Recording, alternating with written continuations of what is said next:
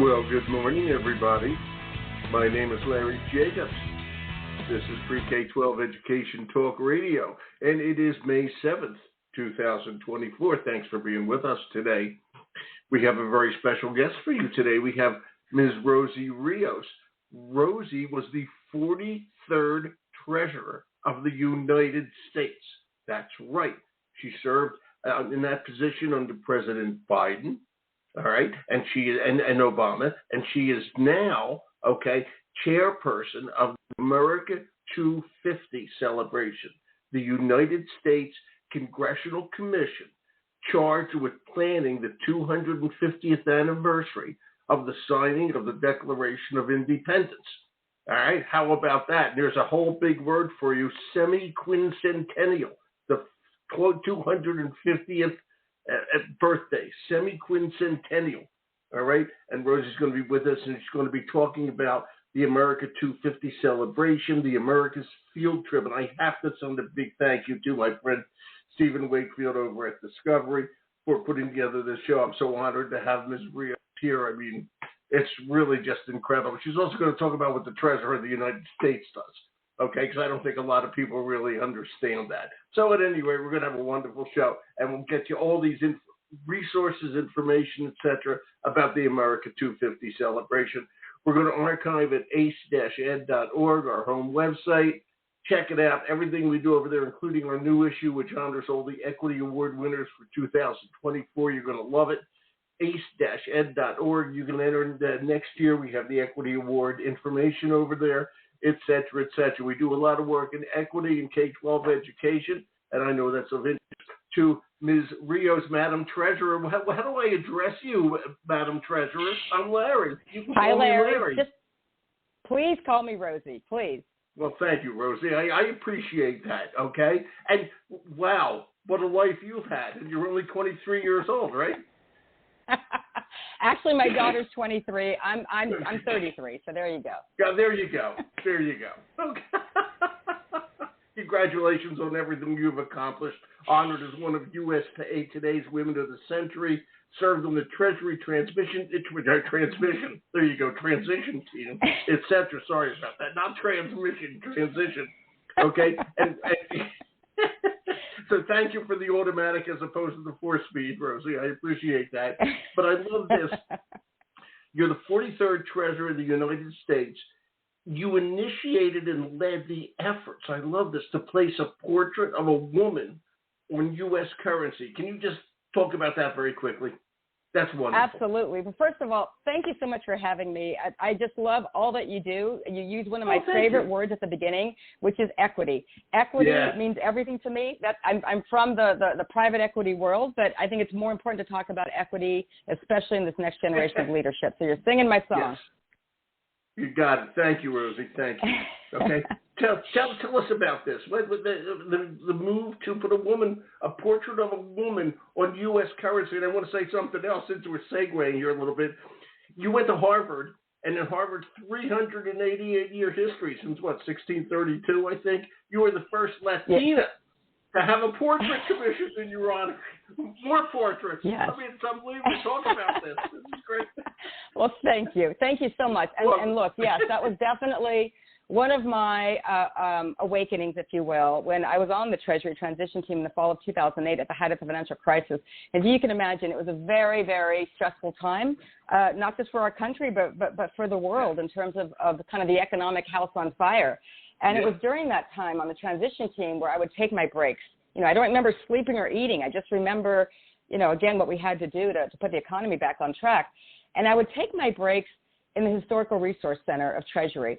And people wouldn't realize Treasury just didn't produce currency. I mean, it was one of the first things that President George Washington did when he became president in 1789.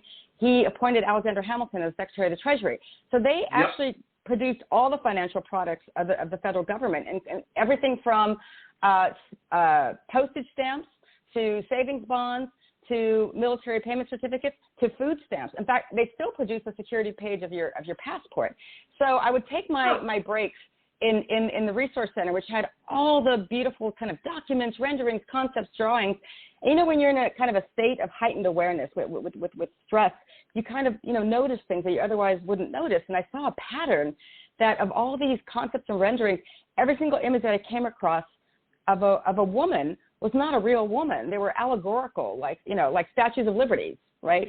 But every single image that I came across of a man, no, exactly, exactly, all the allegorical, all the allegorical symbols of values, absolutely. But every single image that I came across of a man was a real man, a founding father, a president, a, you know, cabinet secretary, and I just thought to myself, well, this is odd. And so I did a little bit of homework, and I'm looking around, and I realized that, yes, we as a country have never had the portrait of a woman on our Federal Reserve notes in the history of our great nation. Yet at that time, there were almost 30 countries who had women on the modern-day currency, and we weren't one of them.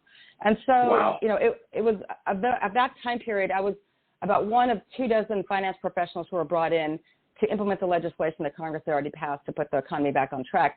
And of those 24 or so, about half a dozen what year are you recommended talking about? Are you talking about 2008? This is 2008. This is the fall of 2008. And of the 24 or so folks who were on the transition team, about half a dozen were recommended for a permanent appointment in the Obama administration, and I was one of them. And so I literally had this particular project in mind. I cobbled together my portfolio. I asked to be Treasurer of the United States to focus on this, of course, you know, in kind of covertly, if you will. And I worked on it for most all of my time there. 8 years. I was the longest-serving senior Treasury official in the administration. Well, you are something. I got to tell you. And still working on it. Not over. It's just amazing what you've done. Okay, it's just incredible. And I just have to say, Harvard. I want to go over this for a second. You had a portrait commissioned in your honor. I don't mean to, you know, you can glow and this is wonderful. Okay, at Harvard. Okay, when was that? Okay, that's really cool. My portrait, ready for this? Yeah, my portrait was unveiled in Winthrop House, which is where I lived as an upperclassman my sophomore, junior, and senior years at Harvard. Oh, wow. My portrait is in the common room of Winthrop House, and it was unveiled in 2019. But here's the best part. Ready for this? In 2019, it was unveiled in the same week that my son also graduated from Harvard. So it was surreal. Well, thank you. So it was, you know, great to have my family there to celebrate my son more than anything. And it was interesting when Harvard was letting me know that they wanted to have it unveiled during that time period. I kind of felt, wait a minute, I don't want to take away from my son's commencement. I want this to be about him. And so I asked him, I said, Joey, I said, they're actually asking me if it's okay to unveil the portrait in the week of your graduation. I said, I don't want to do that. You know, and take away from you. And he says, Mom, this is about me. I wouldn't have it any other way. It was amazing. It was exactly the way it should have been. It was just a beautiful moment. If it wasn't for you, Joey wouldn't have been there. I got news for you. Well, no. I mean, no. He got a perfect score in his SAT. Oh, no, he did just fine. No, I don't mean it that way. You're his mom. You gave birth to him, okay? He's yours. Thank you. And you know, to have my mom there, right? My mom, me, and then my kids. Yeah, exactly. I mean, this is as much about recognizing the past, connecting the dots to the future, and to the present, and then inspiring the next generation of leadership. That's exactly the way I think about recognition, connection, inspiration. Rosie, you really are something, and I'm just so glad you're here today. I'm honored to have you here. I mean, you really are. And what are you doing these days besides this full time with America 250? Oh my goodness! What are you doing? Well, you know, no. I mean, I look. I mean, I've made this my full time job, even though I'm a humble volunteer on this effort. But it's absolutely 25 hours a day, 8 days a week. This is a very important milestone for our country, and it is something that I'm honored and privileged to work on. Absolutely. And I'm from Philadelphia, so that makes it even more important to me. Well, Larry, do you remember the bicentennial? I mean, you're probably too young to remember. I'm so old, I remember the centennial. Okay. Right. Well, if you look carefully at the Declaration of Independence, you'll see my signature. Okay. Well, I mean, look, I remember the bicentennial like it was yesterday. Yeah. I remember the bicentennial like it was yesterday. I remember very well seeing the tall ships coming through the New York and Boston harbors on our black and white TV. I remember taking a field trip as a fifth grader to the Freedom Train, to the Oakland train station. I was a kid in the Bay Area, 11 years old. Yeah, no, and by the way, ready for this? I still have my bicentennial quarter from 1976. Wow. Now, as an 11-year-old, that's my life savings, right? That's my life savings. And now I carry it with me everywhere I go. It's a full circle moment. But look, July 4th, 1976, in Hayward, California, it was a cloudy night, but those fireworks were never brighter. I was never more proud to be an American than that evening. It was just a really fabulous moment. And look, my parents came from Mexico in 1958 to Hayward, California, because my dad was a seasonal migrant worker, and there was the Hunt's tomato factory in Hayward, and so. Yeah, so I am the American dream. My kids are the American dream, and it would not have been possible without my mom. I mean, just 2 seconds. My mom, who ended up, my father was abusive. My mom ended up raising all 9 of us as a single parent and sent all 9 of us off to college. It's an incredible story, and it really is about her. It is not my story. It is her story. What can I say on that? Bless her heart. That's yeah. I just got the idea for whose picture should be on who should be the first lady on the currency. Okay, your mom. My mom. It should be my mom. And here's the thing. I mean, in order to be on currency, you have to be on U.S. currency. You have to be American, obviously, and unfortunately, you have to be deceased. And when I left Treasury, one of the items that my staff gave me, it could not. The Bureau of Engraving and Printing, some of the best employees in the federal government, they gave me a rendering of my mom on the $10 bill. It was just, I mean, it was the most beautiful thing ever. And my mom recently passed away, by the way. Oh, sorry. So no, it's great. And I got to tell you, she has never been more alive than what I feel today. She's with me all the time, and it's incredible. That's what keeps me going on what we're doing. And one more tidbit, and then let's talk about America's field trip. Ready for this? Yeah. I was actually the student representative for Harvard's 350th anniversary in 1986. Wow! Like, you can't make this up. You can't make this up. No, you can't. It's what a life is all I can tell you, and you deserved every minute of it. And God bless your mom. Thank you. I mean, it's what an amazing lady. 9 kids, put them all through college from being a immigrant to our country. Okay, was she also? Did she come over from Mexico, or just that? Yeah, absolutely, both of them. 1958, absolutely. They just got married. They came and landed in the Bay Area, and I still live in the Bay Area, and it's now obviously Silicon Valley. And but I got to tell you, look, I mean, we are still the land of opportunity. This is still the country that people want to come to, that they still want to risk their lives to come to, and look, that is exactly what I want to think about as I think about 2026. I want as many Americans as possible to feel like this is the land of opportunity all over again, especially this next generation, right? They got to feel it, they got to visualize it, and it's going to happen through education. It's going to happen through these historic milestones of understanding how we became not just the oldest democracy in the world, but the best democracy in the world, and why we are the model for all other countries. Yeah, and I just want to say, and by the way, you're talking to an old history teacher, emphasis on both old and history, okay? It's amazing. We always talk about immigrants seeing this as the land of opportunity, but I know what you're doing here with America 250. Americans have to still see this as the land of opportunity, okay? Absolutely. It still is for every kid, okay? And we've got to make them aware, okay, of that and show them that they may not be thinking it like you probably never thought it, but look at you, okay, and became the treasurer of the United States of America. I mean, it's not everybody's going to do that, but everybody deserves the right to pursue happiness, if I may, okay, and that's what it's all about. No, that's well, and especially this next generation of millennials and post-millennials, right? If you look at how they feel right now, right, a lot of them are a little cynical. They had to live through the pandemic. They, perhaps aren't very trustful at the moment. We need to show them their future. And what you're going to see in most of our programming for America 250, it's very visual, it's very interactive. It's going to connect people in a way that we kind of lost during COVID, bring them back, and really kind of think about and visualize their future in a way that we really kind of lost. And we want to bring that back. And that's why what we're doing, and starting with America's field trip, again, very, very, these are experiences. This is a journey. This isn't just about a fireworks show on July 4th, 2026. This is a journey to be that more perfect union, and it's not a one and done. We're going to continue this journey long past 2026.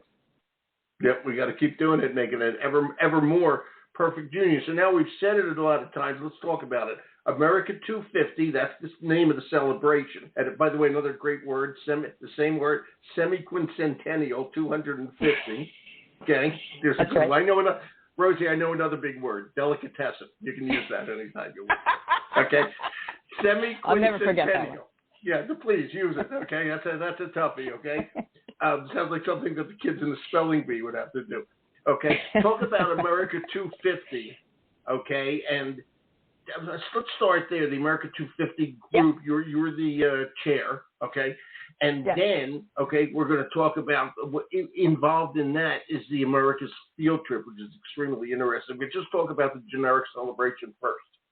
Go ahead. Absolutely. So America 250 is a nonpartisan initiative that's working to engage every American in commemorating and celebrating the 250th anniversary of the signing of the Declaration of Independence. It's spearheaded by a congressionally appointed U.S. Semi-Quincentennial Commission, and it's a nonprofit supporting organization, includes America250.org. So we are basically a congressional commission that was formed by legislation in 2016, 24 members, all appointed by the House and Senate majority and minority leaders. So of the 24, it's 16 private citizens, 8 standing members of Congress, 4 from the Senate, 4 from the House, and we're exactly half Republican, half Democrat. But look, we all decided very early on that we are bipartisan, all-partisan, nonpartisan. And I must say, the appointing officials, which are, again, the House and Senate majority and minority leaders, they've all said a variation of 3 things. One is no party politics allowed. So thankfully, no political ideology has made its way through any of our conversations. 2, they said, we can't fail. There's no extension. There's no do-over, and the country really needs this, and we need something to believe in. We government actually can work, and I think we're a great example of that. And 3, actually, they all said, how can we help? And so, we launched our first public initiative last July 4th called America's Invitation, kind of our, dipping our toe in the water, really kind of raising awareness that this 3-year milestone is coming up, and really kind of mobilizing people into action. So it's a video portal where you can upload your video at America's Invitation on our website, America250.org, and every single appointing official submitted a video, except for McConnell, who wasn't feeling well, but everyone else submitted their video. It's on our website, and it's been just an amazing experience, I think, for all of us to really think about the support that we've engendered already, but obviously daunting about how much more we need to do, and really America's field trip, we intentionally wanted to start with the next generation. I mean, look, as we build up to July 4th, 2026, we're really working to provide opportunities for all Americans to really pause and reflect on our nation's past, honor the contributions of all Americans, and most importantly, look to the future we want to create for the next generation and beyond. And so this is really an inflection point for our country. And it is, and I'll say this, that everybody knows, I hope they realize that we are a nation of immigrants. You're a living example. Well, we are a nation of immigrants. And we have to go ahead. I mean, we're a nation of nations. I mean, look back at 1776, right? So Alaska was Russia.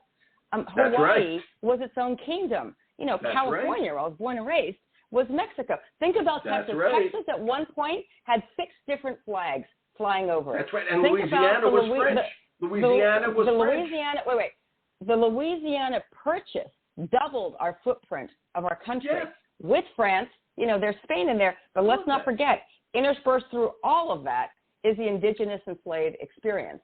So this nation of nations kind of concept, and really thinking about our states.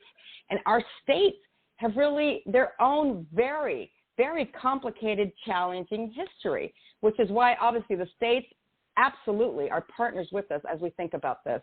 Really, really excited, again, that we've gotten the support that we need for the states. In fact, I was one of the keynote speakers for the National Governors Association Conference in D.C. in March. Oh, nice. And I loved, they could not be more excited about what we're all trying to do together. I mean, they are the sovereigns, right? They are the king and queens of the castle of their own respective jurisdictions. So for them, this is a great opportunity to tell their state stories, and more importantly, what they also want to do for the states in the future. I mean, this is a great, again, for everyone to be engaged. When people say, who are you going to get engaged?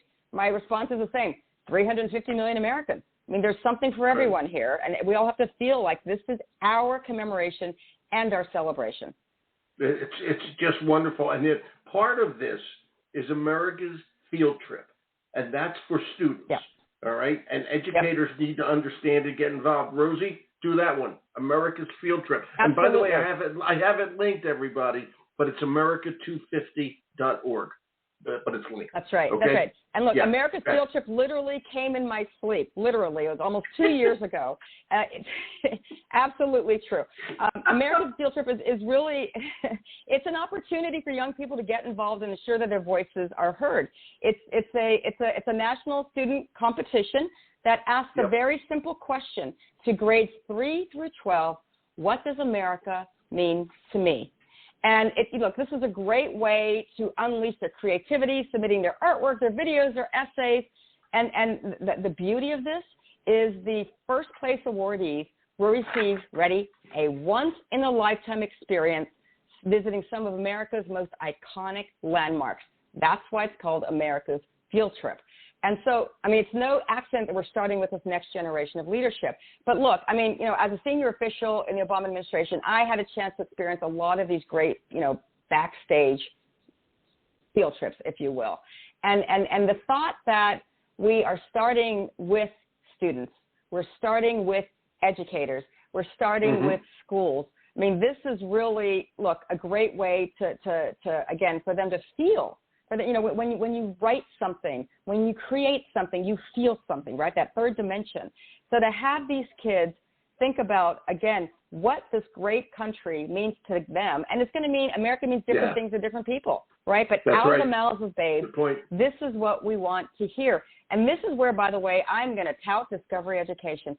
We have such a great partner with them. I mean, look, they are the ones who've developed the resources for educators, right? These resources are designed to deepen students' understanding and engagement with our nation's history as they develop contest submissions and answer, again, this fabulous question about what America means to me. So leveraging this partnership with Discovery Education, it's their award-winning platform, giving educators instructional inspiration and saving time by packaging digital content and proven strategies into a turnkey student-facing resource. We could not be more proud to be with them. And so there are, what I will call these toolkits for educators. And look, can I just tell you my one favorite educator story? Sure, as we were doing the public engagement process for asking America who should be considered for our currency in 2015, literally August of that summer, 2015, I get an email from my high school history teacher, Mr. Wilder, whose class I had taken 34 years prior. And he sent me an email congratulating me on what we were trying to do with our currency, but he also wanted to thank me. Ready for this? So after 34 years of, at that time, being a history teacher at my high school, Moreau Catholic High School in Hayward, California, he walked into the classroom that morning when he saw my interview on CNN, and he realized that in his, 30-plus years of teaching American history, he never had the image of a woman on his classroom walls. And he wanted to change it, and he did. He invited me back that fall. Wow. I walked in that same classroom, and there on the walls were Harriet Tubman, Susan B. Anthony, and me. I mean, it was daunting. Wow. It was really daunting. But it dawned on me. It dawned on me. If one teacher or 100 teachers or 1,000 teachers did the same thing, can you imagine what that does for our girls and our boys, right? So again, how we, what we normalize, it comes back to this one question. We value what we see every day, but do we see what we value, right? And what we normalize and thinking about, again, whether it is, women in history, whether it is our own very complicated history of our country, right? The good, the bad, and the ugly. We literally evolved as a country, and we're still evolving. And so as we think about this continuous journey, right, as we think about this continuous journey and hearkening back, again, to America's field trip, about rediscovering our country again, rediscovering it physically, rediscovering it retrospectively, right? And so if you are selected as a award recipient, to be able to take, you know, the tour of the Statue of Liberty, it's not just going to be the public tour. You know what I mean? You're likely going to get maybe in the crown or maybe in the torch. You're going to get to have this escorted trip with you and your chaperone. Maybe get to hear, you know, the secrets of the Statue of Liberty that wouldn't be on the public tour.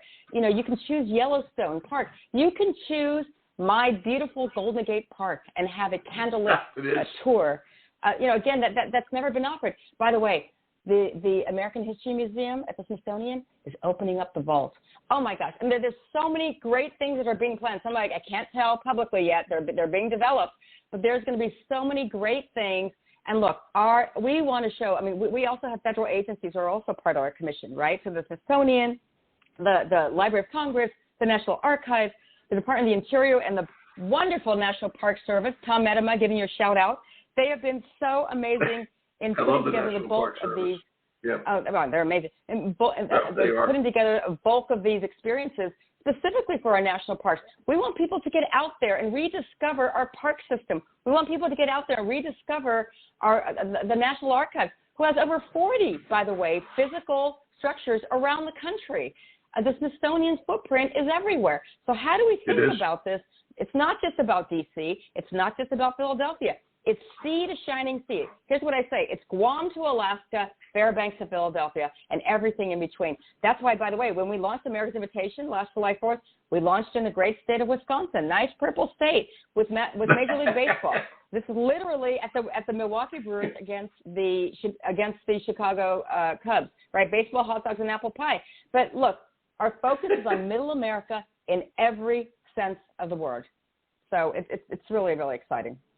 And everything's, it's great stuff. And I have to say a couple of things. First of all, I love Fairbanks to Philadelphia. One of those begins with an F, and the other one begins with a PH. I just want to make sure everybody knows that. Okay.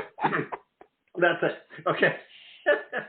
B, I got to say this, two things. A, the National Park Service, a lot of people take them for granted. They have great educational programs. You go to a national park, you will see they give you the history, they give you everything else. This is all part of their educational stand. They are fabulous. And the other thing I want to say, since you brought it up, okay, I work a lot with Discovery, Rosie. Okay, and yesterday I did a show with them about how they're working on STEM, science, technology, engineering, math. And that's extremely important these days. Okay, but okay, what you're doing, and I want to show how varied they are. Okay. You're doing work in civics and history with them, okay? And that's what this is about. This isn't STEM, although kind of everything is, okay? It's civics and history, okay? We're talking about a company that's involved in education in all parts of, okay? So I just wanted to say all those things you talked about are just great. And at what grade? I think, is this grades 3 to 12? 3 through 12. 3 through 12. And the clock is ticking here. I mean, this is a pilot program. We launched officially on March 4th, but submissions are going to be accepted until May 17th. So 10 days, and we have 10 days left on this. Wow. So you know, yeah. So again, the clock is ticking here. So whether through a class, an extracurricular group, after-school program, or during homeschooling, students who want to participate will need the help of a teacher, a parent, or guardian to submit an entry along with the approval of the parent or guardian. So, again, everything is on America250.org. You'll see America's Field Trip on there. We want as many people as possible to enter before May 17th. It's important to remember, again, that this is a pilot program. We plan to grow and expand this contest, including more field trips and more award recipients in 25 and 26. And, look, if we do this right, this is going to continue long after 2026. It's going to be huge. It's going to be Absolutely. huge. And everything's over at America250.org. And, again, that's right. Although the idea is the same for all, okay, obviously if you're a third grade teacher versus 11th grade teacher, there's a difference, okay? Check it all out. Everything's over there, okay, at America250.org. And boy, did they pick the right person, okay, to run this thing. You are amazing, okay? You are amazing. Oh, my goodness, you just made my day. Well, thank you made mine. So much. And look, and thank you for what you do. Look, I mean, I'm a big believer in teachers. I'm a big believer in teachers. I still keep in touch with Mr. Wilder, by the way. You know, I went to the funeral of my third grade teacher not that long ago. I love my teachers. Look, our kids spend more time with our teachers than most parents. So we got to give them a huge shout out and a very, very big thank you. They shaped me. They made me who I am, along with my mom and my daughter, by the way. I got to give a shout out to Brookie. She's still, everything I learn, I still learn from her every day. That's so sweet. You're a wonderful person, Rosie. Thank you. Thank you for taking time out of a busy day for being here. Okay, we're going to get the word Larry, out for you. Invite me back. I want to come back. You're welcome here when anytime. we do the next round. Let's do this. Let's do this again, and we'll talk about all the fabulous field trips that happen. Thank you, Larry. Madam You're President. great. I really appreciate this. Thank you. Bye-bye. Talk to you soon. Thank Bye, you. Rosie. Bye-bye. Wow, is she something or what? That's Rosie Rios, everybody. 43rd Treasurer of the United States, now the chair of America 250, the U.S. Congressional Commission, charged with planning the 250th anniversary. That's the semi-quincentennial, okay, of the signing of the Declaration of Independence. And if you haven't seen the movie or the show 1776, please do so. Okay, you'll enjoy it. Okay, and wow, thank you, Rosie. Thank you, Discovery. We're going to archive over at ace-ed.org, and everybody have a wonderful day. My name is Larry Jacobs. This is Pre-K-12 Education Talk Radio, and thank you for listening.